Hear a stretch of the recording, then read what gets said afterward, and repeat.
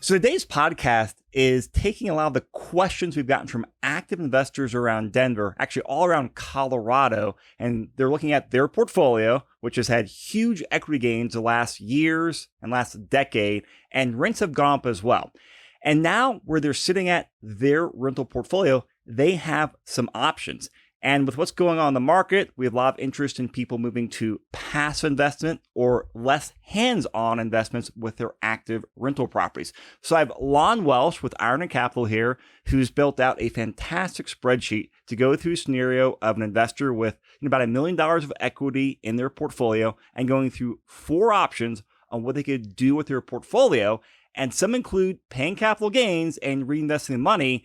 And this actually changed my perspective and quite surprised me. So I'm excited to dive in this with you. It's really counterintuitive. So I've talked to a lot of investors who, like you mentioned, maybe they bought 5 or 7 years ago and their home price of their rental property has doubled in value and their rents are up maybe 30%. And, 30% increase in rents in 5 or 6 years is historically phenomenal, right? But to double your investment value in just 5 years is just off the chart. So we've got a real great first world problem. I've got all this equity. Am I really using it in the best possible way? So I want to show you 4 different things here. I think that we're all sort of born with this hatred of the IRS that, everything I could possibly do to minimize taxes is always the best answer. Yes. But this is actually a situation where that proves not to be true. So the 4 options I want to talk about today are, what if I do nothing? I'm going to take my rental properties with a lot of equity and just keep them as they are.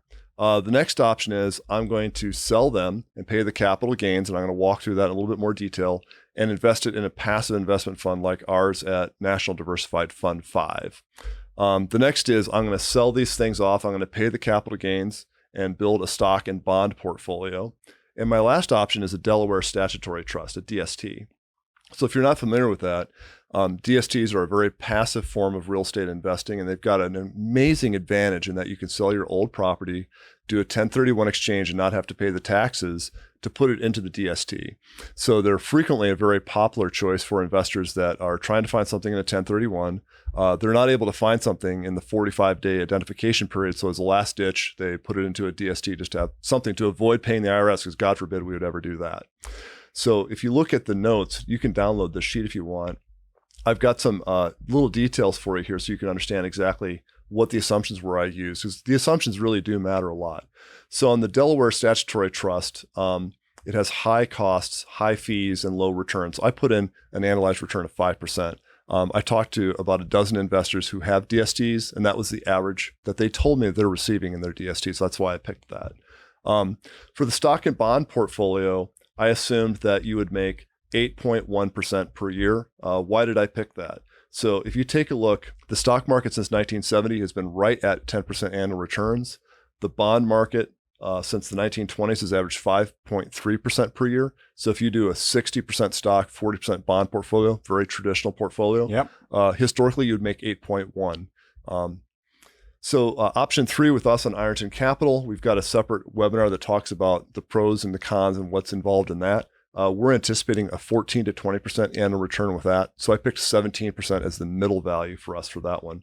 How have we done historically? Our first fund is in the 20 to 22% range. Funds 2 and 3 are on the track of the 15 to 18% range. So to say 17 is kind of right in the middle.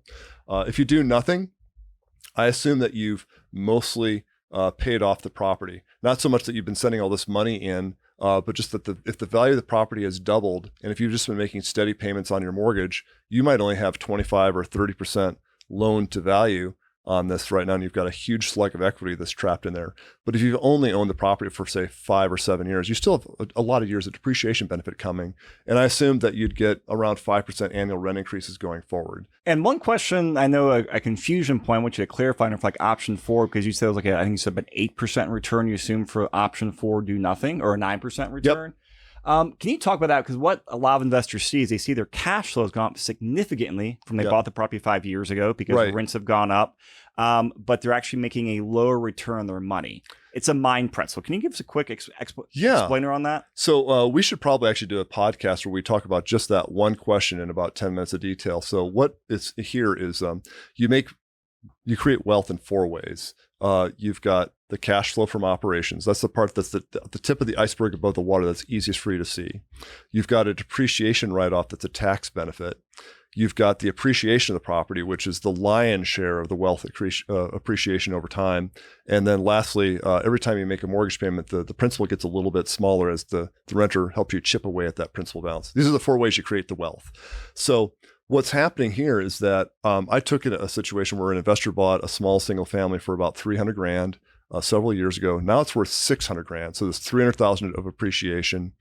Maybe they started with a loan of like $220,000, and now their loan is down to $150,000.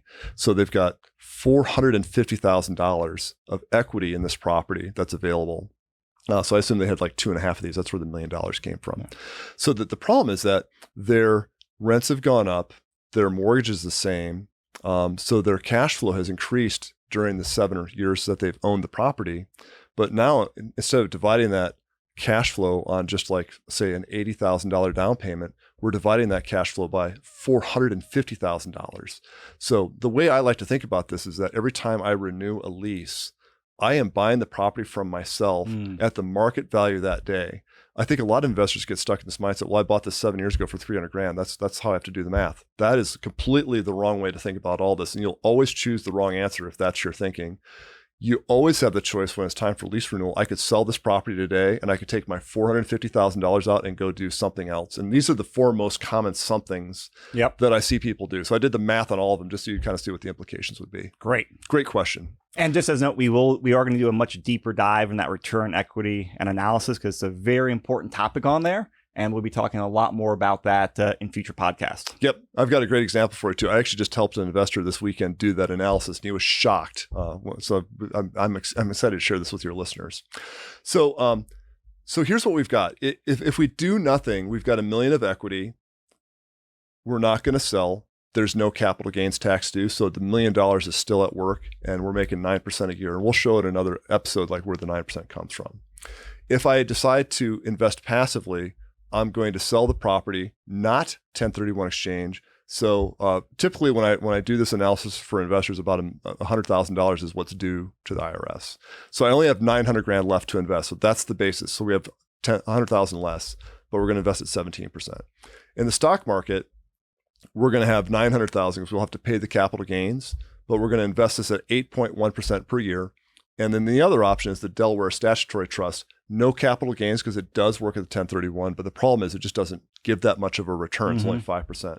So Einstein said that compounding interest is the 8th wonder of the world. The man who understands it collects it. The man who doesn't understand has to pay it. So what I did for you, I've hidden a bunch of rows here. So you can see it goes from row 16 to 24 and from row 26 to 34. I hid those just so that we could focus on the cells that make the most importance. If you review this at home, feel free to unhide those. And all you can see is I'm just doing the compounding interest. So I'll show you here in cell C14, we're starting with $1 million investable balance, and we're getting a gain of $50,000, which is that 5%. So at the end of the first year, I've got $1,050,000. And if I repeat that 4 more times, at the end of the 5th year, I'll have $1.2 million.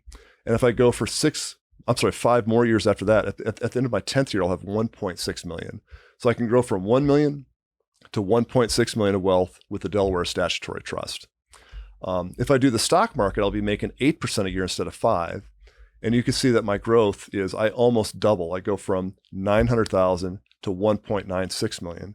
So even though I had to pay the capital gains tax, this is a $300,000 better option than doing the Delaware Statutory Trust where I avoid paying the tax. Very counterintuitive. On the other hand, you might invest in our passive fund making 17. So even though you've got that tax hit up front of $100,000, by the time it's compounded at that rate, 17% for 10 years, you've got $4.3 million. Or I could do nothing and just let the chips ride as they are. I've got all this equity trapped in my house and I'll have $2.4 million of wealth after 10 years. So counterintuitively enough, you can have an extra $2 million of wealth by making the choice of selling these 2 or 3 homes, paying the capital gains, investing with us, and you'll be $2 million ahead. Yeah, and so this was, like I said, this was very counterintuitive to me, and it's kind of making me revisit some of my core, I'll say go-to investing principles. I'm very much I bucket my money. Yep. Hey, if it's in the stocks, I leave it in the stocks. If it's in my 401k, I leave my 401k. If the money's in directly on rental, I'll leave them there and just keep 1031ing or refiing until I drop one day. Yep. And doing things like that. And after seeing this spreadsheet and just other analyses, it's making me really think. You know what? You can't just get into that tunnel vision focus. Right. Every time you look at it, I need to play the scenario now. Hey, if I do take this, let me run the scenario of let me pay money, let me pay capital gains on here and look at reinvesting it. Because that annual IRR, that annual return, that's really the key. That's what drives everything. Yeah, that's what drives it so much. So, Lon, I know you've done all sorts of investing over the years. Have you ever sold a directly owned rental and just paid your capital gains, just take the money off the table? Lots of times. Okay. Yeah. My goal over the last 5 years was to try to cut my active portfolio in half, and I've did it. And every one of those I paid capital gains on. So I guess, the way I think about that is that capital gains are about half of the ordinary income rate if you're in a high tax bracket. And Congress, you might remember after Biden got elected, was threatening to actually raise the capital gains rate. So it didn't happen this time, but it was a very narrow thing. Like 1 or 2 votes would have changed that.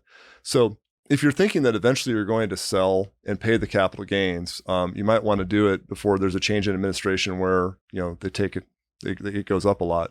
The other thing that the Biden administration was really talking about early on is that we might take away the 1031 exchange. And again, they were like just a couple votes shy of what was needed to do that. But that's not to say in the next administration, the 1031 just goes away. So you may not have a choice. Like this may have to be your strategy, whether you want it to be or not. You may not have the chance of doing a 1031, and you may be doing it at 30% capital gains rate instead of a 20.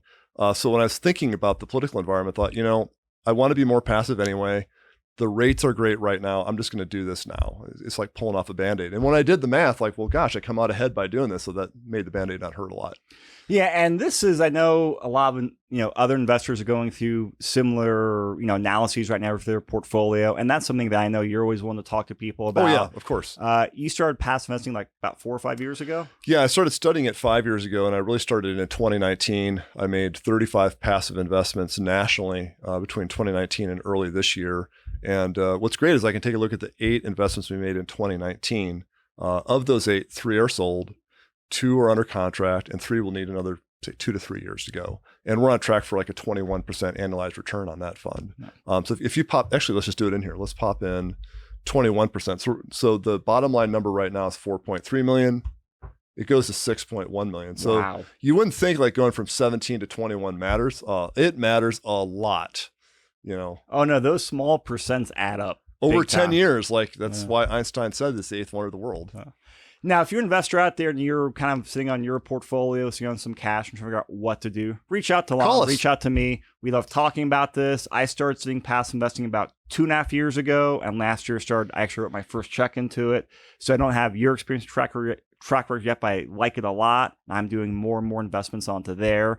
So we got lots of knowledge here we can pick from Lon's brain, and also always happy to sit down and look at, hey, what's the option of doing a 1031 from this property to another rental property as well. Yep. We have a lot of investors out there who are shifting their portfolio or moving some from active investing to passive investing, all sorts of layering strategies you can do on there. We are happy to talk to you about it. And of course, we are talking about some stock market returns, some tax consequences. Always make sure you talk to your financial advisor, your tax professional. That's not Lon or I. We know real estate, but we are not licensed to give you like tax and financial advice. Always make sure you talk to your team as well. Now, at the time of this recording, we were mentioning National Diversified Fund 5 for Arlington Capital. I think yesterday it just officially closed. Yeah, congratulations, by the way. Thank you. Very exciting. Yeah, we raised $10.5 million in about 6 weeks. So I was really excited about that. So we'll have Fund 6 starting in early October. Yeah, so same concept, very similar fund, actually. Yeah, very similar return expectations. So while we're mentioning that, we also have future similar funds coming up that we're happy to give you all the details on. And no matter what option you choose, we want to give you the right data and the best fit for you to go out there and make your decision. Yep, So absolutely. Lon, thank you so much. This was a great spreadsheet, great knowledge. And of course, if you guys want to download the spreadsheet, just email us or go in the show notes. You can download a copy of the spreadsheet as well. Yep. And call us up and set up an appointment. I met with an investor to do this analysis for him this weekend. I think it took us 25 minutes, and it kind of completely changed his outlook on everything. Oh, I know, because he was planning on keeping the property as a rental. Yeah. And now it's selling it, buying another property, and putting some money into a passive investment as well. Yeah, it's going to be a good win for him and his family. Awesome. Lon, thank you so much. Thank you.